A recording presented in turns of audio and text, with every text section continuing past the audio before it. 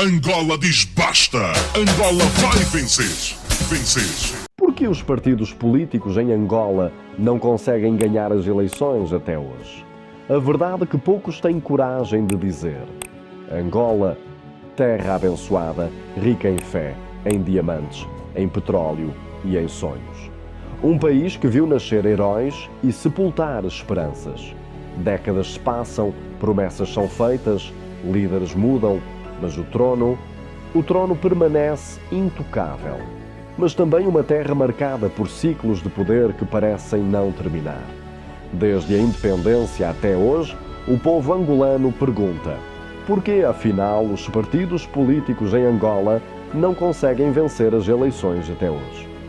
Por que só um partido governa há décadas? Será coincidência ou há algo mais profundo, espiritual e político por trás disso? O que você vai ouvir hoje não é comum nas televisões, nem nos jornais. É uma reflexão que mistura fé, história e o peso da verdade. Efésios 6:12. Porque não temos que lutar contra carne e sangue, mas sim contra principados, contra potestades, contra os dominadores das trevas deste século, contra as hostes espirituais da maldade nos lugares celestiais. Vamos falar das raízes históricas do poder. Desde 1975, quando Angola conquistou a independência, o poder tornou-se um símbolo de sobrevivência. A independência, que deveria representar libertação, trouxe consigo uma nova guerra, não apenas de armas, mas de ideologias, ambições e medo. Os heróis que lutaram contra o colono logo se viram divididos entre si, cada um acreditando ser o verdadeiro guardião da nação. E assim, o poder deixou de ser apenas uma função política, tornou-se um escudo, uma armadura, uma questão de vida ou morte. Quem o possuía temia perdê-lo. Quem o buscava via nele a única forma de garantir segurança, status e sobrevivência num país ainda ferido pela guerra. A luta pelo poder tornou-se uma guerra silenciosa, travada nos bastidores, nas alianças e nas promessas. Com o tempo, Angola passou a viver sob o peso de uma verdade dura. Em muitos casos, o poder não é transferido, é mantido, protegido, blindado. Décadas passaram. O país reconstruiu estradas, ergueu edifícios, abriu universidades, mas a estrutura do poder continuou a mesma, como uma fortaleza cercada de lealdades e segredos. O povo esperava mudanças, mas o poder aprendeu-se a disfarçar, ora com discursos de paz, ora com promessas de prosperidade. E no coração dessa história permanece uma pergunta que ecoa até hoje. Será que o poder em Angola ainda é um símbolo de liderança ou continua sendo apenas um símbolo de sobrevivência? A guerra civil criou feridas profundas e no meio da dor nasceram pactos políticos e espirituais. Pactos com sangue, pactos com promessas, pactos com medo. E quando um pacto é feito no mundo espiritual, ele não se quebra com simples eleições.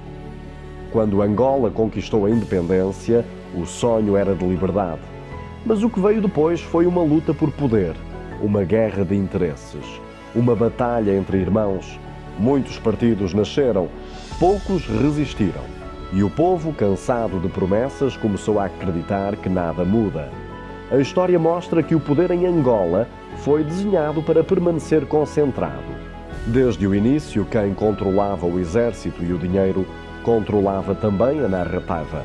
A oposição não perde apenas votos, perdem espaço espiritual, porque há alianças, pactos e estratégias que não se rompem apenas com palavras.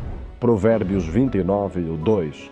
Quando os justos governam, o povo se alegra, mas quando o ímpio domina, o povo geme. O povo geme e muitos já se acostumaram a gemer. A dor virou rotina. Mas Deus não se cala diante da injustiça. Os homens podem fechar os olhos, mas Deus não se cala diante da injustiça. Ele observa, pesa e age no tempo certo. Pode parecer que Deus está em silêncio, mas o céu nunca ignora o clamor do oprimido. Salmo: o Senhor faz justiça e juízo a todos os oprimidos. O poder pode enganar por um tempo, mas a verdade de Deus sempre encontra o caminho para se manifestar. Deus não se cala, Ele espera o momento certo para que todos saibam que a justiça não vem dos homens, mas do céu. Provérbios 21:2. Todo o caminho do homem é reto aos seus olhos, mas o Senhor sonda os corações. Será que existe algum poder invisível? Historiadores e testemunhos de antigos combatentes relatam que muitos líderes, antes de cada batalha, buscavam bênçãos não apenas nos altares, mas também em rituais secretos. E o espiritual, meu irmão, isto é o alicerce de toda a autoridade. Há algo que não se vê, mas se sente. Algo que controla decisões, manipula consciências e faz parecer que o impossível é eterno. O poder espiritual que paira sobre a nação. Há algo que não se vê, mas se sente. Algo invisível, silencioso, mas presente.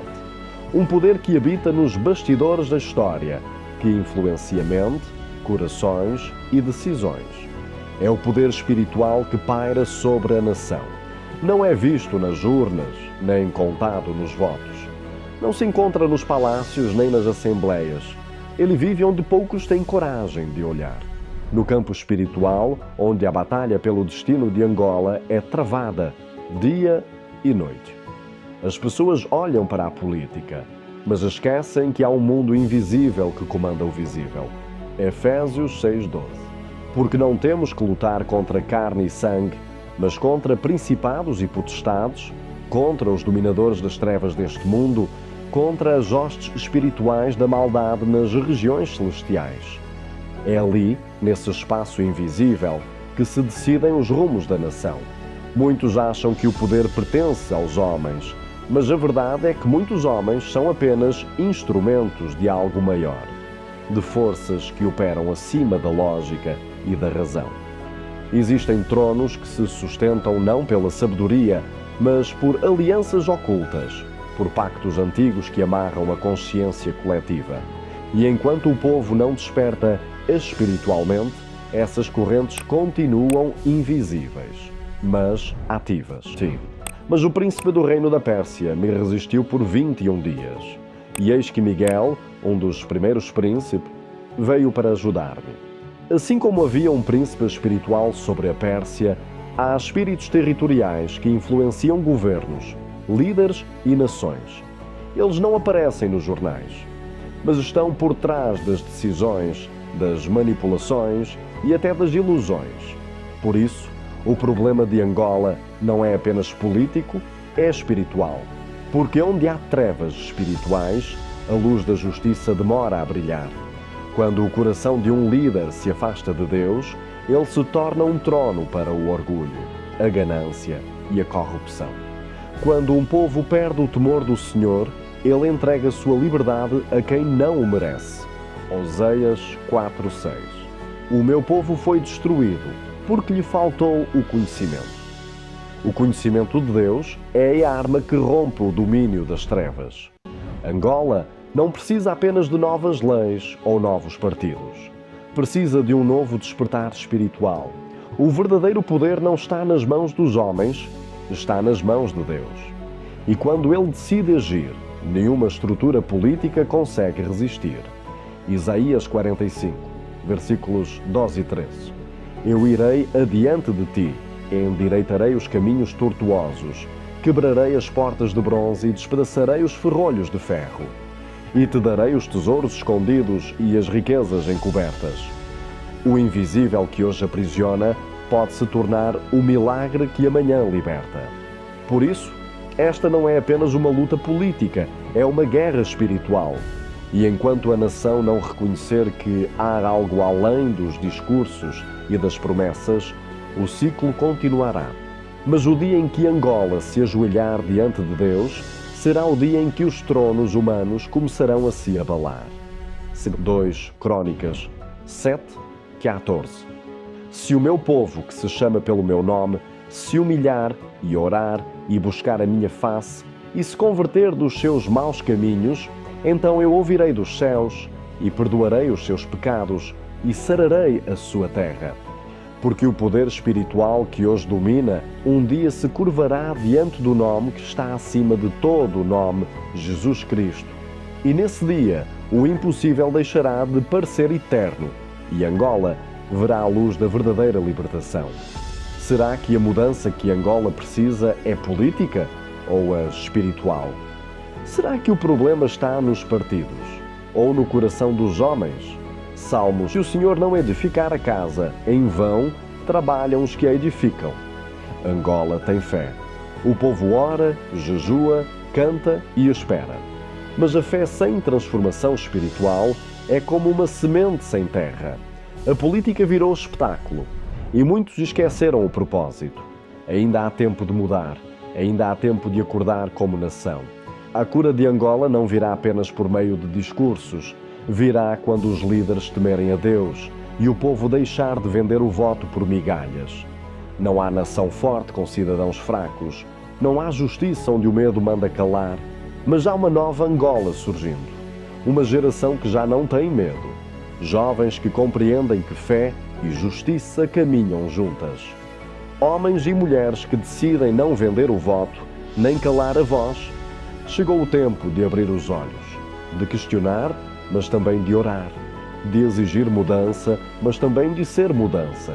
Isaías: aprendei a fazer o bem, procurai o juízo, repreendei o opressor, defendei o órfão, pleiteai pela viúva.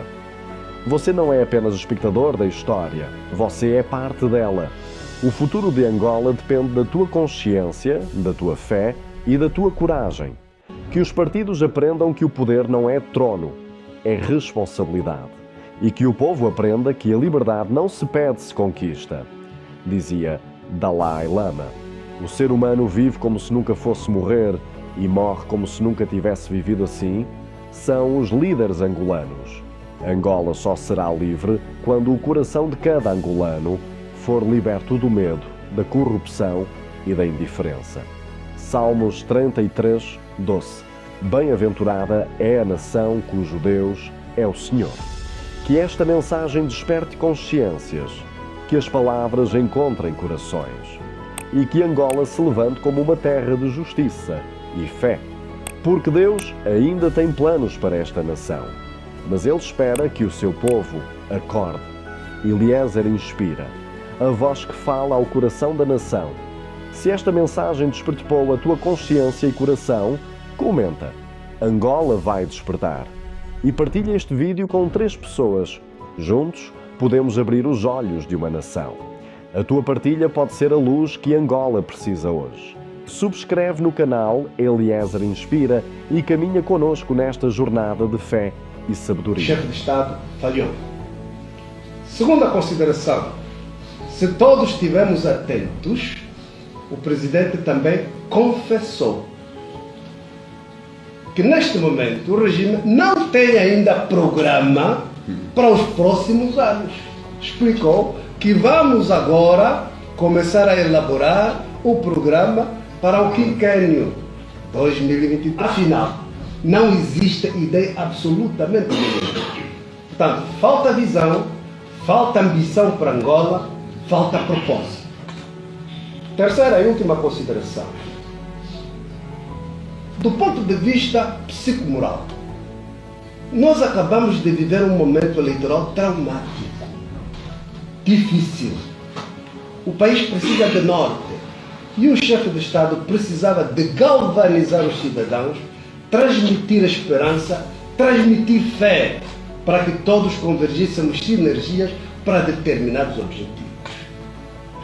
Do ponto de vista político, econômico e social, não é papel do chefe de Estado vir dizer que vamos construir 324 escolas, vamos construir 27 hospitais. Não. O chefe de Estado deve transmitir a sua visão. No ponto de vista da educação, queremos acabar com as crianças fora do sistema de ensino. Queremos reformular as prioridades da educação. Queremos melhorar a qualidade da educação. Quem depois transforma essa visão em dados estatísticos e programáticos são os departamentos, que vão determinar quantas crianças temos fora do sistema de ensino, qual é a projeção de nascimentos para vermos em cada ano entram mais quantas. E os ministros, para atingirmos um nível de não haver mais crianças fora do sistema de ensino, dentro de 3 anos temos que criar X infraestruturas, temos que ter X professores. O presidente define a visão. Do ponto de vista da agricultura, o presidente define a visão. Nós queremos, dentro de 3, 4 anos, ser autossuficientes nos produtos alimentares básicos para o país. É a visão. E cabe aos departamentos determinar, para realizarmos essa visão, precisamos de fazer isto. Em verdade, o regime não tem visão, não tem projeto de sociedade, não tem ambição para Angola e não tem propósito. E é isso que ficou transparente nessa apresentação de Estado da Nação, que não foi Estado da Nação, foi balanço dos 5 anos e apresentação de projetos em carteira. Portanto, foi muita pena, perdemos mais uma oportunidade.